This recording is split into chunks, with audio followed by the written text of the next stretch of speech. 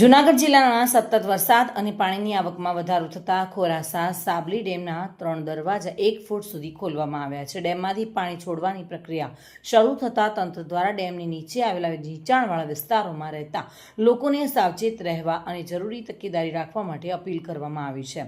પ્રશાસન દ્વારા નદી કિનારે તેમજ નીચાણવાળા વિસ્તારોમાં રહેતા એવા લોકોને અનાવશ્યક અવરજવર ટાળવા અને સ્થાનિક તંત્રની સૂચનાઓનું પાલન કરવા સૂચન કરવામાં આવ્યું છે. આગામી સમયમાં વરસાદની સ્થિતિને ધ્યાનમાં રાખીને તંત્ર સતત મોનિટરિંગ કરી રહ્યું છે. સ્થાનિક વહીવટીતંત્ર અને આપત્તિ વ્યવસ્થાપન વિભાગ દ્વારા લોકોને સતર્ક રહેવા તેમજ કોઈપણ આપાત સ્થિતિમાં તાત્કાલિક તંત્રનો સંપર્ક કરવા માટે જણાવ્યું છે. મધુરાવલિયા સાથે bureau report, today Gujarati news.